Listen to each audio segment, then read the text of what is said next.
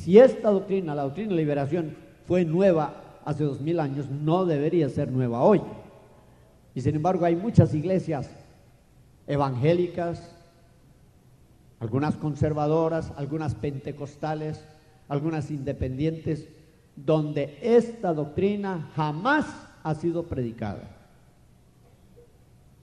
Eso es inaudito, que de 2000 años después del ministerio público del Señor Jesucristo existan hoy iglesias en los Estados Unidos y alrededor del mundo que no conocen esta doctrina, que no predican esta doctrina. Eso es inexplicable, hermanos, pero es una dura realidad, porque hay mucho prejuicio hacia esta doctrina. Mucha gente tiene temor, mucha gente tiene apatía cuando uno quiere hablarles acerca de esta doctrina que se llama la doctrina de liberación. Vamos a leer aquí en Marcos capítulo 1, comenzando en el versículo 21. ¿Ya tienen sus Biblias listas, hermanos? Yo voy a leer en voz alta y ustedes sigan la lectura con la vista. Y entraron en Capernaum, y luego los sábados, entrando en la sinagoga, enseñaba, y se admiraban de su doctrina, porque les enseñaba como quien tiene potestad y no como los escribas. Y había en la sinagoga de ellos un hombre con espíritu inmundo, al cual dio voces diciendo: ¡Ah! ¿Qué tienes con nosotros, Jesús Nazareno? ¿Has venido a destruirnos? Sé quién eres, el Santo de Dios. Y Jesús le increpó, diciendo: enmudece, enmudece y sal de él. Y el espíritu inmundo, haciéndole pedazos y clamando a gran voz, salió de él. Todos se maravillaron de tal manera que inquirían entre sí, diciendo: ¿qué es esto? ¿Qué nueva doctrina es esta? Que con potestad aún a los espíritus inmundos manda y le obedecen. Y vino luego su fama por toda la provincia alrededor de Galilea. El pasaje que leímos, hermanos, describe un evento que ocurrió en la vida terrenal de Cristo Jesús pocas semanas después de que Él fuese bautizado en agua y bautizado en espíritu a orillas del río Jordán. Jesucristo estaba iniciando su ministerio público. Comenzó, hermanos, a recorrer aldeas, pueblos, en la parte norte del país, en la provincia de Galilea, donde Él había sido criado. Fue a Nazaret, fue a Capernaum, fue a otras ciudades. Y lógico es decir que el primer lugar que Él visitaba era la sinagoga de los judíos. La sinagoga era el lugar donde los judíos se reunían semana a semana a adorar a Dios. Como judío devoto, como judío fiel, el Señor Jesucristo iba a la sinagoga todos los sábados sin falta, porque Él quería ser un ejemplo a los hijos de Israel. Ese es un ejemplo que nosotros también debíamos de seguir, hermanos, porque Cristo dijo: ejemplos he dado para que los sigáis. Y si Jesucristo fue fiel, constante en asistir al lugar donde se reunía el pueblo de Dios para estudiar las Escrituras, nosotros también deberíamos de serlo. Amén, hermanos. Pues la Escritura nos dice que después de su rechazo allá en la ciudad de Nazaret, donde Él había sido criado, Él trasladó su residencia a la ciudad de Capernaum. Esta era una ciudad lacustre, una ciudad que quedaba muy cerca del mar de Galilea. Era una ciudad prominente. Y cuando Jesucristo se instaló en Capernaum, parece que alguien le rentó o le prestó una casa. Cuando Él se instaló, empezó a asistir, como era su costumbre, a la sinagoga. Después de algunas semanas de asistir, pues los líderes de la sinagoga lo invitaron a compartir. Ese era un derecho que todo judío adulto tenía. O sea, la reunión era de tipo democrático y se le daba a la gente oportunidad de leer la Escritura, de explicar la Escritura, tomar algún pasaje bíblico y exponerlo a la vista de todos los concurrentes a la sinagoga. Pero la Escritura nos dice que en este sábado en particular Jesucristo empezó a enseñar, pero enseñó ¿cómo? Como lo hacen los líderes religiosos. No dice que él enseñó con autoridad y no como los escribas. Él les habló con una convicción que los escribas no tenían. Los escribas habían aprendido lo que sabían de otros maestros, de otros libros. Lo habían recibido de segunda y tercera mano. Jesucristo, cuando hablaba con una autoridad divina en base a su experiencia personal. Jesucristo vivía lo que enseñaba. Amén, hermanos. Lo que Cristo enseñaba no era letra muerta, lo que Cristo enseñaba era espíritu vivificante. Mire, doctrina no es solamente una enseñanza, pero es una enseñanza que ha sido puesta por obra. Es una enseñanza que se ha comprobado con la experiencia personal. Es una enseñanza que renueva, que transforma la vida de los seres humanos. Por eso, hermanos, dice aquí en Marcos capítulo 1 que la gente se admiraba de su doctrina. Para ellos fue motivo de sorpresa, una agradable sorpresa, que por fin llegara a la sinagoga alguien que enseñara bajo la unción del Espíritu Santo. Sus enseñanzas no eran aburridas como las enseñanzas de muchos de los escribas y de los doctores de la ley. Cuando él hablaba, hermanos amados, con una seguridad acerca de las cosas de Dios, que dejaba a la gente pasmada. La gente se quedaba, podríamos decir, boquiabierta al escuchar las enseñanzas de Jesucristo. Él hablaba, pues hermanos amados, en base a la revelación del Espíritu. Él hablaba en base a la experiencia personal que él había vivido con Dios durante tantos años. Pues hermanos, en la congregación, pues había una persona que no había dado ninguna evidencia de estar afectada por espíritus malos. Era un asistente regular, un hombre religioso, un hombre que a su manera amaba, servía a Dios. Pero ese día, al estar enseñando el Señor Jesucristo, pues algo sucedió. El hombre empezó a inquietarse, empezó a desesperarse. Algo se conmovió delante de él y de seguro, de repente, dio un grito espeluznante que interrumpió el sermón y que interrumpió el servicio. El hombre empezó a manotear, empezó a gritar. ¡Ah! ¿Qué es eso? ¿Una expresión de qué? De dolor. Es un lamento, es un quejido. ¡Ah! Es que ya se le estaban comenzando a manifestar, ¿qué, hermanos? Los demonios. Los demonios que este hombre había traído en su ser por muchos años, pero que nunca habían sido detectados, que nunca habían sido discernidos. El hombre había tenido demonios quizás toda su vida y quizás ni él mismo se había dado cuenta. Porque, hermanos amados, cuando uno nace con demonios, y a usted le puede parecer extraño que yo lo afirme, los demonios se identifican con usted de tal manera que usted no sabe ni siquiera que los tiene. Usted cree que son debilidades, que son defectos congénitos. Bien, hermanos, ¿puede una persona nacer con demonios? Sí. La Biblia dice el pecado de los padres sobre los hijos hasta la tercera y cuarta generación. Si sus padres estuvieron envueltos en la idolatría o estuvieron envueltos en la hechicería, lo más seguro es que usted nazca con demonios. Y yo le voy a decir, la mayoría de nosotros que venimos de México y Centroamérica y de otros países hispanos, pues venimos de familias idólatras.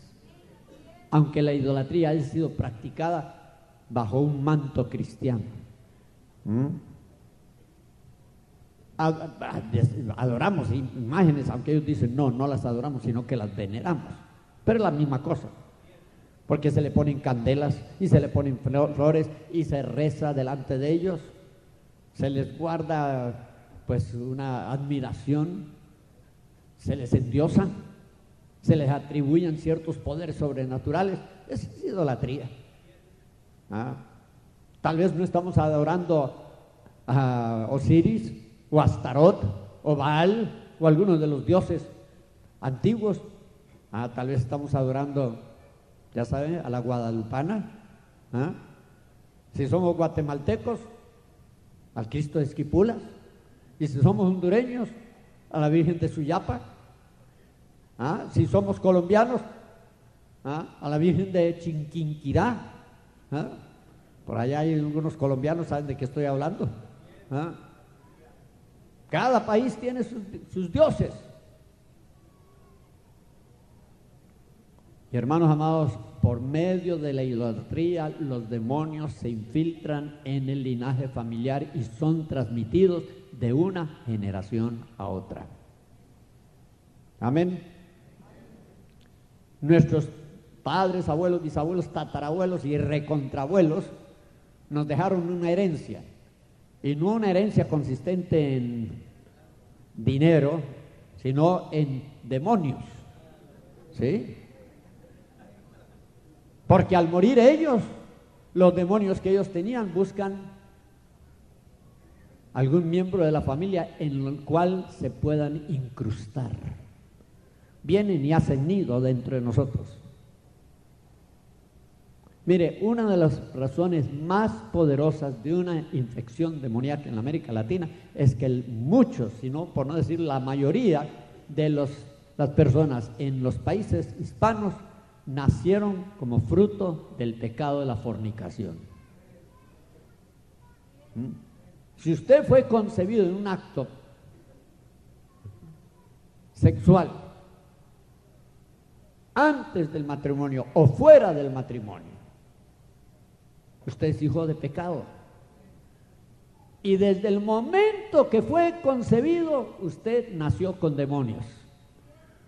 Ese embrión que se comenzó a formar en el vientre de la madre ya tenía demonios. Así es. Hay algunas personas que creen que porque los padres después se casaron, como dicen vulgarmente, para taparle el ojo al macho, ¿no? Por disimular, por ocultar lo que habían hecho, que con eso santo remedio, con eso se arregló el problema. No es verdad, hermanos, porque la única solución para el pecado no es el matrimonio, sino que es el arrepentimiento. Y si sus padres se casaron pero no se arrepintieron, esos demonios que entraron en el momento de la concepción por medio del acto sexual siguieron operando en su vida hasta el día de hoy. Amén. Están calladitos, ¿no? Los tengo pensativos.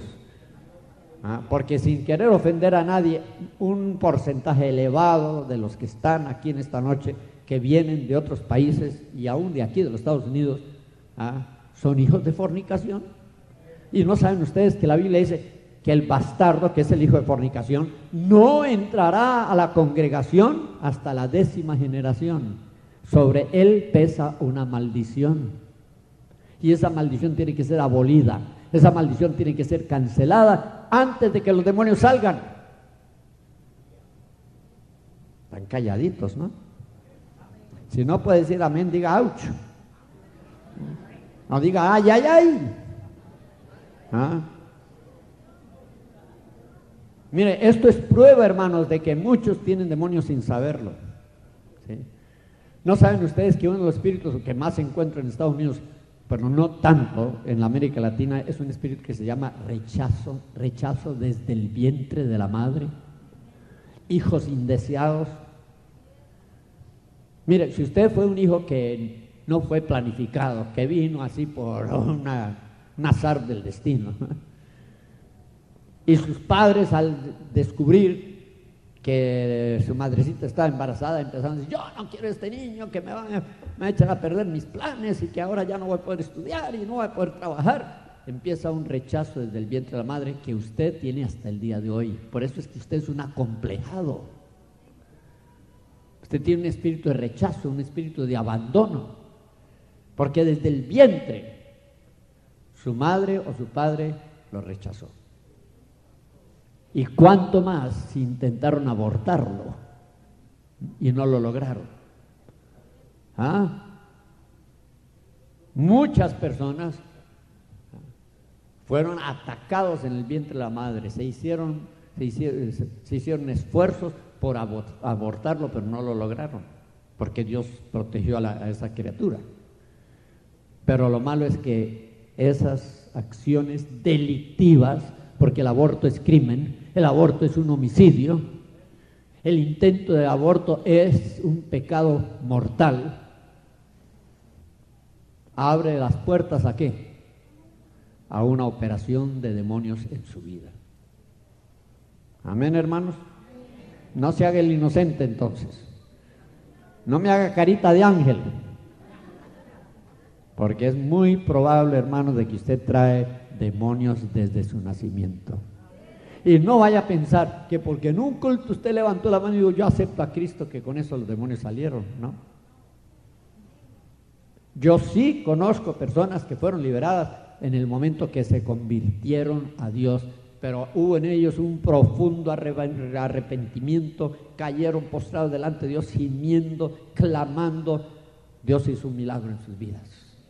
Pero la mayoría de nosotros no tuvimos una experiencia de esa clase. Nos dijeron, levante la mano, póngase de pie, pase adelante, firme aquí una tarjeta de decisiones, ¿sabes? Acepte a Cristo, que no es un término bíblico, porque en ninguna parte de la Biblia dice que debemos aceptar a Cristo. Muéstreme. Más bien en la Biblia dice que nosotros somos aceptos en el amado, que Dios nos acepta a nosotros y no nosotros somos los que aceptamos a Dios. Cuando la Biblia dice ahora es el tiempo aceptable, o hoy es el tiempo aceptable, no dice que es el día en que nosotros podemos aceptar a Dios, es el día en que Dios está dispuesto a aceptarnos con todas y nuestras mañas, todos los defectos, todos los pecados que nosotros pudiéramos tener, porque Él tiene el propósito de transformarnos a la imagen de Cristo Jesús. Y un paso en esa transformación es la liberación de toda influencia demoníaca que pudiera haber en nuestras vidas. Amén, hermanos. Por eso es que nuestras congregaciones hoy están atestadas de personas que no tienen victoria en Cristo Jesús. Son cristianos pasivos, inestables, que viven levantándose y cayéndose. Un día están por las nubes, exaltados, y otro día están por los abismos, deprimidos. Una fluctuabilidad, una variabilidad en su experiencia cristiana, porque hay demonios que no los dejan consolidar su fe en Jesucristo. Amén, hermanos. Este hombre, ¿dónde estaba? ¿Dónde lo encontró Cristo? Lo encontró en un prostíbulo, ¿no es cierto? Lo encontró en una cantina, lo encontró en un casino de juego como en Las Vegas y en Reno, lo encontró en un salón de baile, lo encontró en un concierto de rock. No, hermanos. ¿Dónde lo encontró? En la sinagoga, que en ese entonces era la casa de Dios.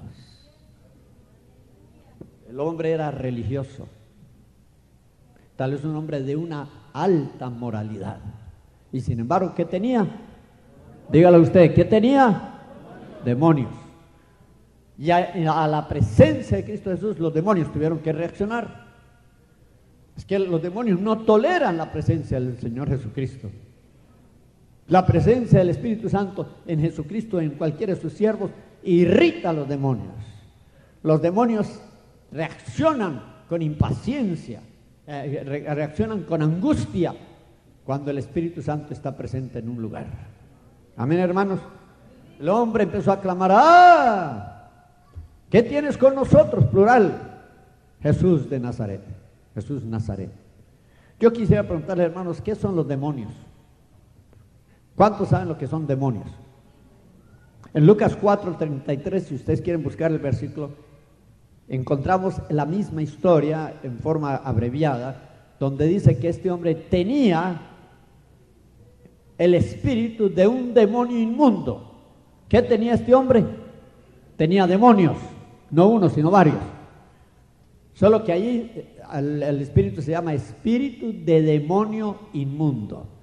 ¿Qué son entonces los demonios? Son espíritus inmundos, son espíritus malévolos, son espíritus que entran y operan en la vida de la persona que se rinde a ellos. Amén. Son fuerzas espirituales, son seres espirituales. La mayoría de los cristianos evangélicos creen que los demonios son ángeles caídos.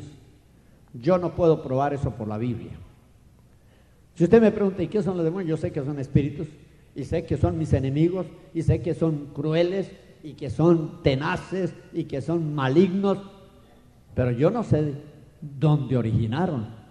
No tengo ni la menor idea cómo es que aparecieron sobre la faz de la tierra. Los teólogos dicen que fueron los ángeles que acompañaron a Satanás en su rebelión en contra de Dios. Pero hermanos, si uno lee la Biblia con cuidado, los evangelios, las epístolas, va a descubrir que la Biblia a veces habla de Satanás y sus ángeles. Lo que quiere decir que los ángeles que supuestamente se unieron en su rebelión siguen siendo ángeles, solo que al servicio de Satanás en vez de estar al servicio de Dios. En realidad a mí no me importa quiénes son los demonios. Yo no tengo curiosidad por descubrir quiénes son. Algunos dicen que son los espíritus de ciertos seres preadámicos, de una creación anterior a la creación adámica. Hay personas que tratan de probar por la Biblia que antes de que Dios crease a Adán y a Eva, en edades remotas anteriores a esa creación ya existía cierta raza humanoide, ciertos seres aquí en la planeta Tierra que fueron destruidos por Satanás cuando él fue arrojado del cielo a la tierra como castigo por su rebelión. Dicen que de esa creación eran los dinosaurios y los brontosaurios y todos esos animales de inmensas proporciones, ¿no? Pues no podemos probar nada de esto, son especulaciones. Amén. Hay otros que dicen que los demonios son los espíritus de los seres que fueron creados por la unión de los hijos de Dios con las mujeres de los hombres en Génesis capítulo 6. Si usted estudia ese pasaje cuidadosamente va a descubrir que los hijos de Dios eran ángeles que tomaron cuerpos humanos y usaron esos cuerpos para realizar un acto sexual con las hijas de los hombres. O sea, los ángeles cohabitaron con las mujeres usando un cuerpo humano, y que de esa unión entre ángeles y hombres, o mejor dicho ángeles y mujeres, nacieron ciertas criaturas que fueron destruidos en el diluvio, pero que sus espíritus quedaron libres y se convirtieron en demonios al servicio de Satanás. ¿Lo podemos probar por la Biblia? No. Todas estas son teorías. ¿Y qué es una teoría? Es una suposición, es una hipótesis. Amén. Los demonios existen, de eso no tenemos duda. ¿Cuántos creen que Satanás existe? Y no es como lo pintan en la televisión, ni como lo pintan en la prensa. Satanás es un ser extremadamente bello, extremadamente astuto, extremadamente, bueno, de todo. Tiene las más altas cualificaciones, porque según los teólogos, Satanás fue un hermoso ser angelical, un querubín que estuvo muy cerca al trono de Dios. No es una criatura con cachos y con cola como lo vemos hoy. No es la representación del mal como la dibujan los caricaturistas en los periódicos y en las revistas. Miren, hermanos, Satanás y los demonios existen. ¿Y cuál es nuestro deber como cristianos? Es que enfrentarlos, combatirlos, derrotarlos, expulsarlos de nuestras vidas, de nuestros hogares, de nuestras iglesias, de nuestras comunidades, para que nosotros podamos vivir en victoria en Cristo Jesús. Amén, hermanos.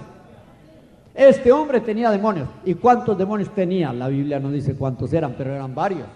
Porque el hombre preguntó: ¿qué tienes con nosotros, Jesús Nazareno? ¿Has venido a destruirnos? Era más de uno. ¿Cuántos demonios pueden habitar en un cuerpo humano? Mire, María Magdalena, que según muchos escritores era una mujer promiscua, que era una mujer libertina en su vida sexual, ¿tenía cuántos demonios? 7. Pero el endemoniado gadareno, que era un loco, era un demente, un hombre peligroso para la sociedad, ¿Cuántos demonios tenía? Legión. ¿Y saben ustedes cuántos soldados formaban una legión romana, una legión del ejército romano? Entre 2.000 y 6.000 soldados. ¿Cuántos demonios pueden habitar en un ser humano? Miles. Porque, hermanos amados, nosotros fuimos creados con un inmenso vacío en nuestro ser. Y ese vacío era para que Dios lo ocupara. Dios creó un lugar especial dentro de nosotros para Él. Porque el plan de Dios era residir en el hombre. Usted, que es templo del Espíritu Santo, tiene a Dios. Amén. ¿Quién habita en usted? El Padre, el Hijo, el Espíritu Santo. ¿No se gozan con eso? ¿No se gozan con saber que hay presencia divina en su vida? ¿Por qué? Porque cuando Dios lo hizo, creó un vacío que solo Él debería haber ocupado. Pero como el diablo es un invasor, es un usurpador, es un engañador, Él logró infiltrarse en la vida de los seres humanos y tomar el lugar que le correspondía a Dios en nosotros. Amén. Y si Dios cabe en nosotros, Dios que es más grande que todo el universo cabe en nosotros, entonces ¿cuántos demonios podrán caber en nosotros? Que son ínfimas criaturas. ¿Cuántas? Miles. Y eso explica, hermanos amados, la maldad que hay en el corazón de tantas gentes en el mundo hoy. Yo venía leyendo una revista Time o Newsweek de esta semana, donde en la pasta dice evil, maldad, y estaban hablando de los orígenes del mal o de la maldad en el hombre, y ahí habla de los grandes asesinos, como este que está siendo juzgado actualmente por la destrucción del edificio federal de la ciudad de Oklahoma. Gente sin conciencia, que matan con impunidad, sin ningún remordimiento, sin ningún arrepentimiento de ninguna clase. Esa gente está atestada de demonios, hermanos. Amén. Los demonios son seres que quieren habitar en un cuerpo humano. Ellos no están contentos fuera, porque la Biblia dice que cuando los demonios salen, Mateo capítulo 12, versículo 43 al 45, que cuando los demonios salen, van por lugares secos, lugares áridos, buscando reposo y no hallándolo. ¿Qué dice?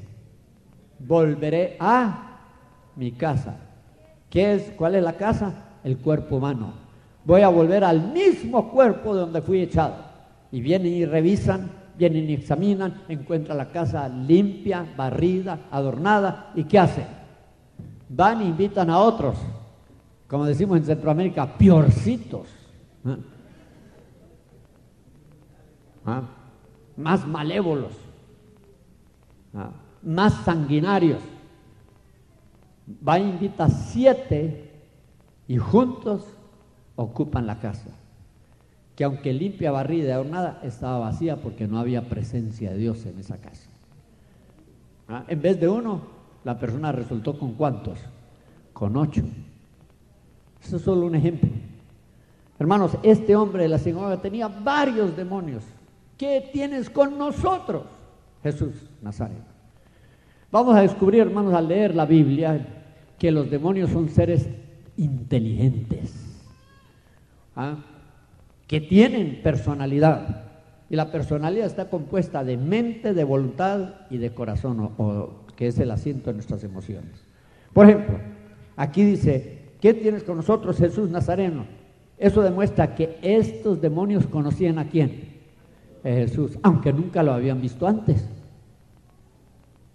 Era primera vez, quizás, que entraban en contacto con Jesús, pero sabían su nombre, Jesús, y sabían su lugar de origen, Nazaret. Por eso le llamaban Jesús Nazareno. Pero no solo eso sabían, dice, has venido a destruirnos. Sabían cuál era la misión que Dios le había encargado a Jesucristo en la tierra. ¿Cuál era? Mira, la Biblia dice, para esto apareció el Hijo de Dios, para deshacer las obras del diablo. 1 Juan 3:8. La Biblia dice, despojando los principados y potestades, los exhibió públicamente o los sacó a vergüenza en público, triunfando sobre ellos en su propio cuerpo en la cruz. Colosenses 2:15. La Biblia dice, por cuanto los hijos participaron de carne y sangre, él participó de lo mismo para destruir por la muerte al que tenía el imperio de la muerte, es a saber, al diablo. Hebreos 2:14. Estos versículos y más dicen que la misión que Cristo vino a cumplir en la tierra fue de enfrentar y derrotar al diablo, destruirlo por completo. Y por eso los demonios estaban expectantes de que iba a aparecer en la escena mundial un hombre con poderes divinos que iba a enfrentar a Satanás y lo iba a destruir. Por eso preguntaron, ¿has venido qué? ¿A destruirnos? Ellos sabían cuál era la misión de Jesucristo, o sospechaban por lo menos. ¿Has venido a destruirnos? ¿Qué más sigue diciendo? Sé quién eres, el Santo de Dios. No solo conocían su nombre, su lugar de origen, su misión en la tierra, sino que también conocían ¿qué? Su estado espiritual y moral. Sabían que él era un hombre ¿cómo? Santo. Jesús una vez le preguntó, le dijo a los líderes religiosos, ¿quién de ustedes me puede redarguir de pecado? En otra ocasión él dijo, el príncipe de este mundo, refiriéndose a Satanás, viene a mí, mas no haya nada en mí. O sea, Cristo era sin pecado. La Biblia dice que él fue tentado en todo punto a nuestra semejanza, pero sin pecado de ninguna clase. Él era santo y los demonios lo sabían. Y yo le voy a decir, hermano amado, si usted quiere que los demonios le respeten, que los demonios le teman, viva en santidad. Viva en santidad. Porque lo único que lo protege a usted de los ataques directos del diablo es una vida libre de pecado. Ahora quiero preguntarles, hermanos, ¿será posible vivir en este mundo sin pecar? La doctrina que se predica en las iglesias fundamentalistas y pentecostales es que mientras estamos en este cuerpo vamos a pecar, que es inevitable que pequemos, que vamos a pecar cada segundo, cada minuto, cada hora, cada día, cada semana, cada mes, hasta que nos muramos. Esa es una excusa, hermanos, para justificar el pecado. Porque hay muchos versículos en la Biblia que dicen así. Uno que ustedes conocen desde niños de la escuela dominical. En mi corazón he guardado tus dichos, ¿para qué? Para no pecar. Si nosotros guardáramos la palabra en nuestro corazón, la respetáramos, la cumpliéramos, no pecaríamos. En mi corazón he guardado tus dichos para no pecar. En Éxodo 20:20 dice que Dios va a poner su temor en nosotros para que no pequemos. El hecho de que estemos pecando continuamente es prueba de que no hay temor de Dios en nosotros. Porque si temiéramos, respetáramos a Dios como lo debíamos de hacer, nos esforzaríamos por vivir en santidad. Amén. Hay muchos versículos. Primero Juan capítulo 2 versículo 1 dice, amados, estas cosas os he escrito para que no pequéis. Mas, si alguno hubiere pecado, no se desespere, porque abogado tenemos para compadre a Jesucristo el justo, acudamos a él. Pero la Biblia dice que Dios ha provisto los medios para que nosotros vivamos en santidad.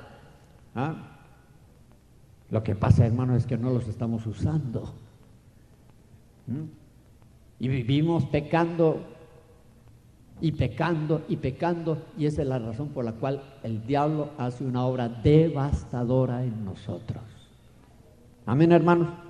Porque el diablo no pudo hacerle nada a Jesucristo.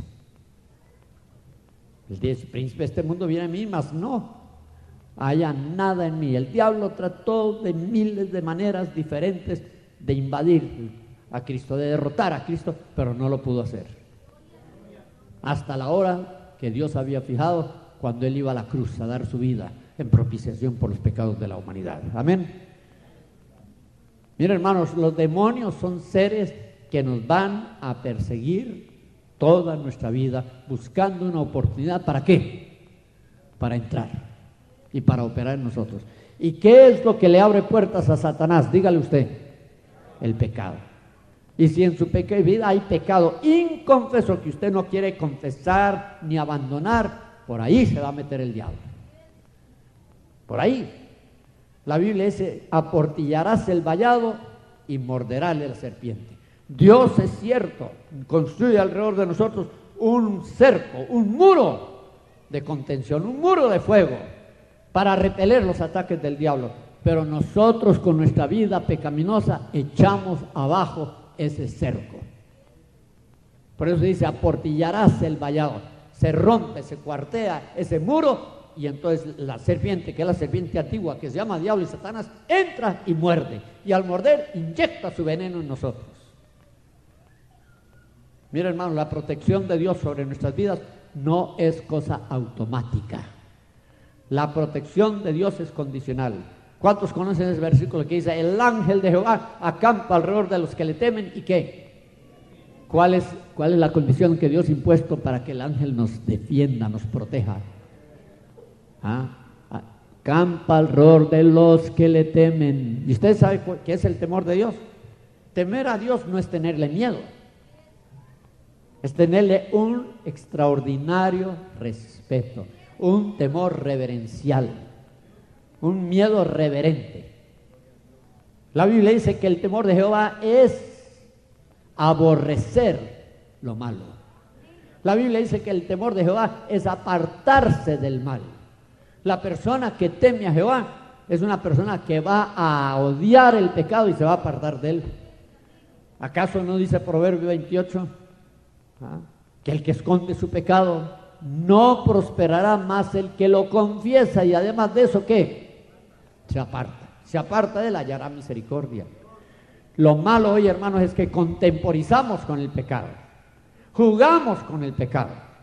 El pecado nos atrae, el pecado nos vence. Yo quiero preguntarle a usted, hermano y hermana, ¿cuál es el pecado? Su pecado.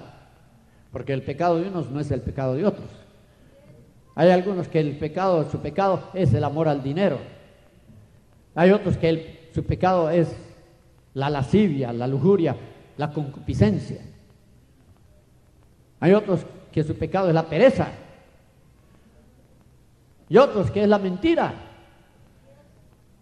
Y algunas hermanitas tienen, no solo hermanitas, hermanitos también, pecado es el chisme. Y otros el pleito, y otros el celo. Y todos esos pecados abren puerta para que los demonios, ¿qué? Entren y operen en nuestras vidas. No me venga a mí con argumentos que no son bíblicos de que un cristiano no puede tener demonios. El cristiano puede tener lo que quiera. Y si usted quiere demonios, los puede tener. ¿Y sabe cómo usted manifiesta que usted quiere tener demonios? Amando al pecado, practicándolo, ocultándolo, negándolo. Y eso abre puertas para que los demonios operen en usted como operaban en este hombre de la sinagoga. Amén, hermanos. Ahora, ¿qué harían las iglesias hoy si a medio culto alguna persona empezara a pegar de gritos y se volviera violenta y atacar a algunas personas? Que no llamaría a la policía, se lo llevarían a la cárcel, o llamarían al neuropsiquiatra y se lo llevarían al manicomio. ¿No es cierto, hermanos? Pero en tiempo de Jesucristo no hacían eso. ¿Sabe lo que hacían? Discernían la presencia del enemigo y le ministraban inmediatamente. Este no es un caso de esquizofrenia, ni es un caso de locura. Este es el caso de una posesión, manifestación demoníaca en la vida de una persona religiosa. En realidad, hermanos amados, él estaba pidiendo misericordia, estaba clamando para que Dios, por medio de su Hijo Jesucristo, interviniera en su vida y lo liberara de esa presencia, de esa operación de demonios en su vida. Amén, hermanos. Y Cristo inmediatamente, ¿qué hizo? No dijo, sáquenlo, échenlo a la calle, tírenlo allá al basurero. No, él paró todo lo que estaba diciendo y haciendo para ministrarle a este hombre. Y eso demuestra que cada persona es importante para Dios. Amén, hermanos. Aún esos borrachitos tirados en las calles son importantes para Dios. Aún esos drogadictos, ese homeless people, gente que vive debajo de los puentes, cada persona es preciosa a los ojos de Dios y merece que nosotros hagamos algo por ella. Amén, hermanos. Cristo le ministró. ¿Y cómo le ministró? Y Jesús le riñó. ¿Saben lo que es la palabra reñir? Pelear. Allá en Guatemala, a veces las locatarias que trabajan en los mercados se agarran y son peleas. Se agarran del pelo y se muerden y se arañan y es un escándalo. Yo los he visto.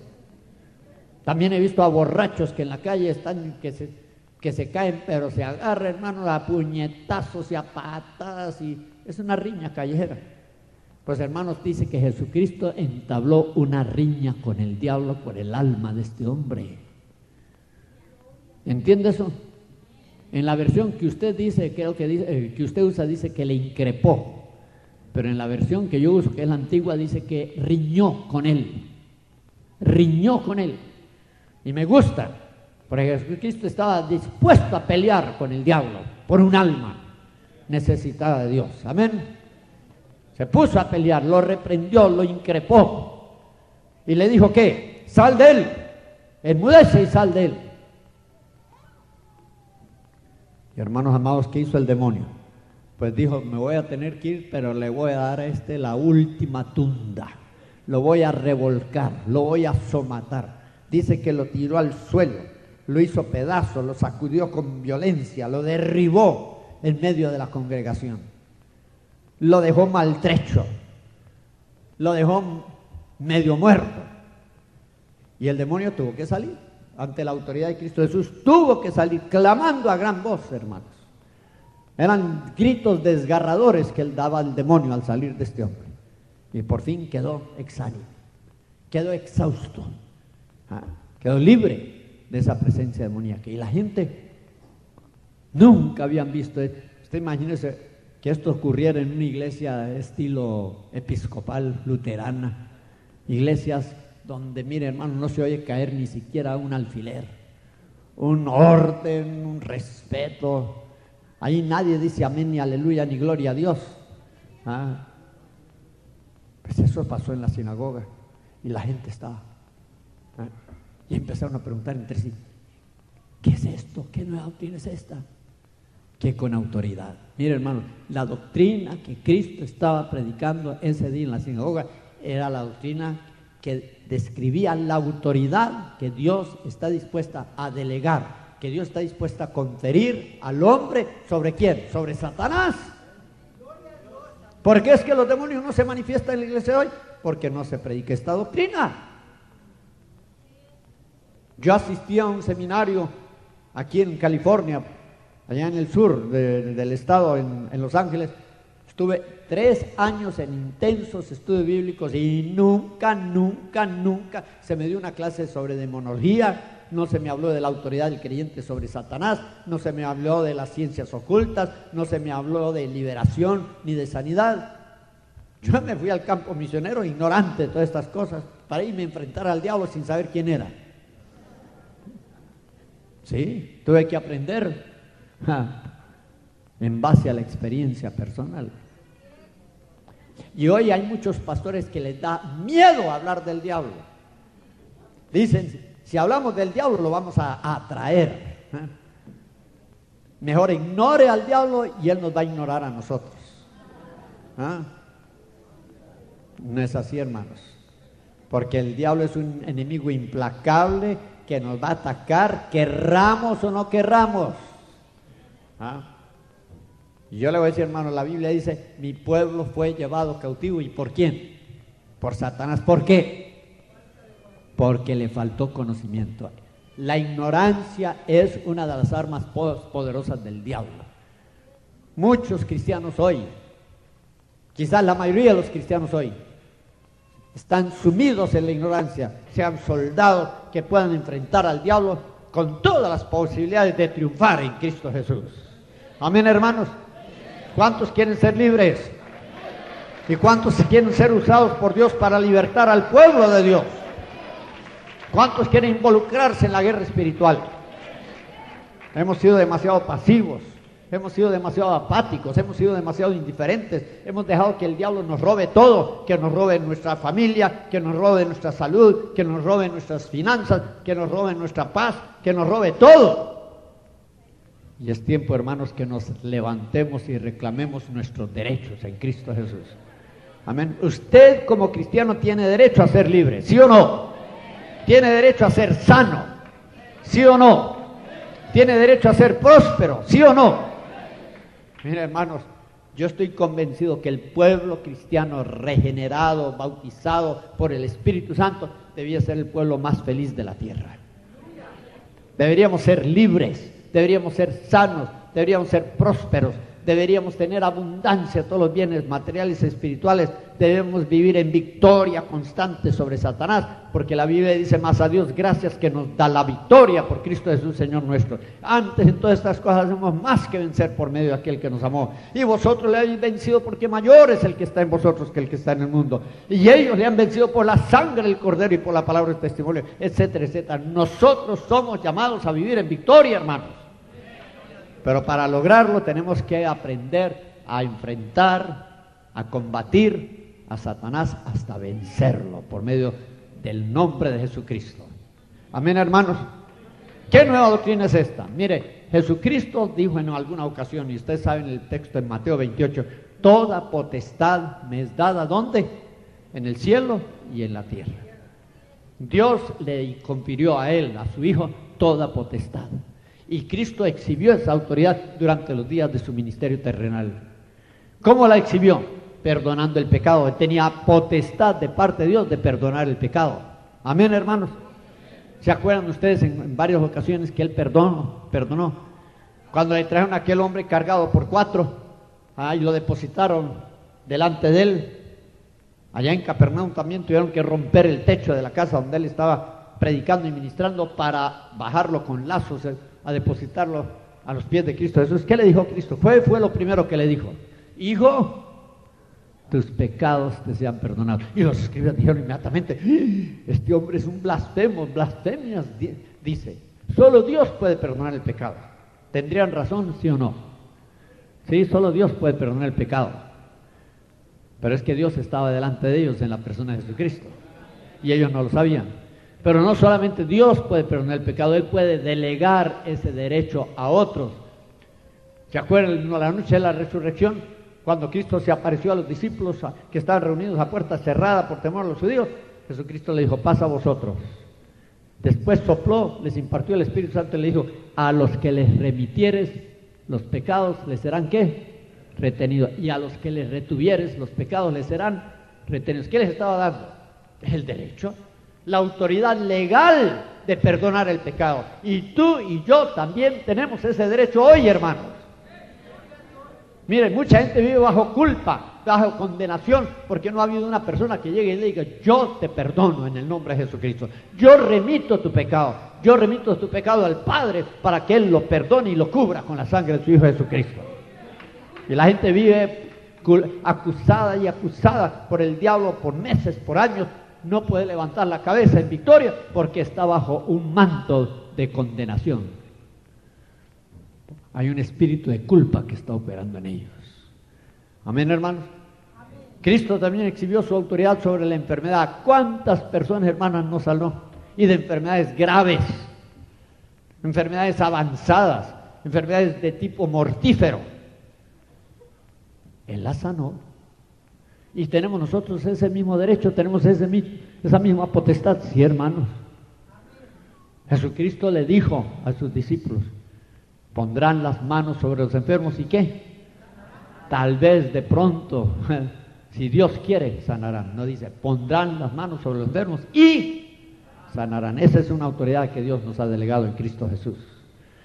Cristo también tuvo autoridad sobre los demonios para echarlos fuera. Y ya que estamos hablando de liberación, hermanos amados, ¿cuántos casos atendió Cristo? ¡Miles! Solo que los escritores bíblicos narraron casos como ejemplares, Por ejemplo, la liberación de la mujer con el espíritu de enfermedad que andaba encorvada, la liberación del muchacho lunático, la liberación del endemoniado gadareno, la liberación del sordomudo, etcétera, etcétera. Son casos únicos, pero la Biblia dice que siendo ya tarde le trajeron muchos endemoniados y echó los demonios con la palabra y sanó a todos los enfermos. Amén, hermanos. Tenía autoridad Cristo sobre los demonios para echarlos fuera. Y quiero preguntarles, ¿tendremos la misma autoridad nosotros? Jesucristo dijo, las obras que yo hago vosotros también las haréis. Jesucristo dijo, estas señales seguirán los que creyeren en mi nombre, ¿qué? Echarán fuera demonios. Todo lo que Cristo hizo, nosotros también lo podemos hacer. Si Él perdonó los pecados, nosotros también con la autoridad de Dios lo podemos hacer. Si Él sanó las enfermedades, nosotros con la autoridad de Dios también lo podemos hacer. Si Él echó fuera los demonios, nosotros con la autoridad de Dios también lo podemos hacer. Si Él venció la muerte, nosotros también con la autoridad de Dios lo podemos hacer. Si Él, mira hermanos, hasta se enfrentó a los trastornos de la naturaleza, a los fenómenos, a las tempestades. Y la gente se preguntaba maravillada, ¿y quién es este? Que con autoridad reprende los vientos y las olas y le obedecen. Y si Cristo lo hizo, nosotros también lo podríamos hacer si tuviéramos el valor, óigalo bien, el valor de hacerlo. Amén, hermanos. Es que, hermanos, la autoridad que Cristo recibió del Padre, después se la delegó a sus siervos. Mire, leamos aquí, hermanos, en Marcos capítulo 3. Marcos capítulo 3. Y en el versículo 13 dice, subió al monte y llamó a sí mismo a los que él quiso y vinieron a él y estableció 12 para que estuviesen con él y para enviarlos a predicar. Ahora el versículo 15, ¿y para qué? Para que tuviesen potestad o autoridad de qué. Primero de sanar enfermedades y de qué más, y de echar fuera demonios. Mire el capítulo 6, versículo 7, y llamó a los 12 y comenzó a enviarlos de 12 en 12 y les dio potestad sobre los espíritus inmundos. ¿Cuántos glorifican el nombre del Señor? Lucas capítulo 9, versículo 1, y juntando a sus 12 discípulos les dio virtud y potestad sobre todos los demonios. Eso incluye a Satán, Lucifer, Belzebú, Leviatán, todos los demonios, no importa quiénes sean, principados y potestades, señores del mundo, gobernadores de esas tinieblas, malicias espirituales, todos los demonios. Dice que les dio virtud y potestad sobre todos los demonios y que sanasen enfermedades y los envió para que predicasen el reino de Dios. Mira lo que dice en Lucas capítulo 10, versículo 19, y he aquí yo os doy potestad de ¿qué? De hollar. ¿Qué significa hollar? Pisotear, aplastar debajo de los pies, de hollar serpientes, o de hollar sobre las serpientes y sobre los escorpiones, ¿y qué más? Y sobre toda fuerza, sobre toda potestad del diablo o del enemigo, y nada, absolutamente nada os dañará. ¿No saben ustedes, hermanos amados, que Cristo le confirió su autoridad a los 12 apóstoles y a los 70 discípulos? Y esa autoridad la tenemos nosotros hoy en Cristo Jesús, si queremos tenerla y si queremos ejercerla. Hemos sido demasiado cobardes, hemos sido demasiado cautelosos, hemos dejado que el diablo haga añicos, haga pedazos nuestras vidas, a pesar de que Cristo dijo aquí, y nada os dañará. Amén. ¿No lo dijo también en la gran comisión? Y estas señales seguirán: los que creen en mi nombre echarán fuera demonios, hablarán nuevas lenguas. ¿Qué dice? Tomarán o beberán cosa mortífera, ¿y qué? No les dañará. Miren, hermano, nosotros hemos permitido que el diablo haga averías, haga destrozos, porque no hemos descubierto quiénes somos, ni hemos descubierto qué tenemos en Cristo Jesús. ¿Saben por qué tenemos autoridad sobre los demonios, hermanos? La Biblia dice en Efesios capítulo 2, versículos 5 y 6, que cuando Cristo fue crucificado, nosotros fuimos crucificados con Él. Cuando Cristo fue resucitado, nosotros fuimos resucitados con Él. Y dice que cuando Cristo ascendió para sentarse a la diestra de Dios Padre, nosotros también ascendimos con Él. ¿Dónde estamos nosotros ahora? Estamos sentados con Cristo en lugares celestiales, y según Efesios capítulo 1, busquen ese versículo, hermanos amados. Ya estamos por terminar este mensaje es de introducción al tema, para los que no están familiarizados con la liberación, en Efesios capítulo 1, versículo 20 dice, la cual obró en Cristo, resucitando de los muertos. Y recuerden, cuando Él resucitó, nosotros también resucitamos con Él, y colocándole a su diestra en los cielos, y cuando Él ascendió, nosotros también ascendimos con Él. Ahora noten esto, sobre todo, ¿qué? Principado y potestad y potencia y señorío, y sobre todo nombre que se nombra no solo en este siglo, mas aún en el venidero. ¿Dónde estamos sentados tú y yo esta noche? Estamos sentados aquí en un templo en la ciudad de Oakland, en los Estados Unidos. Físicamente es cierto, pero espiritualmente no es cierto. ¿Dónde estamos? Sentados con Cristo a la diestra de Dios Padre, sobre todo principado y potestad, potencia y señorío, y sobre todo nombre que se nombra. ¿Cuánto lo creen? Pues hermanos, si lo creyéramos, no habría fuerza demoníaca que nos podría hacer frente todos los días de nuestra vida. El diablo no haría los destrozos que él hace en nuestras vidas, en nuestras iglesias, en nuestras comunidades, si hubiera un pueblo cristiano informado de sus derechos y los empezara a reclamar y los empezara a usar con valentía en el nombre del Señor Jesucristo. ¿Cuántos glorifican su nombre? Es que, hermano, usted no sabe lo que vale. El mundo le dice, usted es una basura, usted es una piltrafa humana, mire lo que usted es, ¿no? Y nos desprecia, nos rechaza. Pero, hermanos amados, nosotros, según la palabra de Dios, somos reyes y señores, y estamos sentados a la diestra de Dios, desde donde podemos ejercer autoridad sobre el diablo. Miren, hermanos, la Biblia dice que los cielos que están sobre la tierra están contaminados de demonios, ¿no es cierto? Hay principados, potestades en lugares celestiales. Pero saben, nosotros hemos sido trasladados a un lugar superior. Nosotros no le disparamos al diablo de aquí para allá, sino le disparamos al diablo de allá para acá. Nosotros estamos en un lugar estratégico, sentados a la diestra de Dios Padre, disparando al enemigo desde un lugar ventajoso. Amén, hermanos.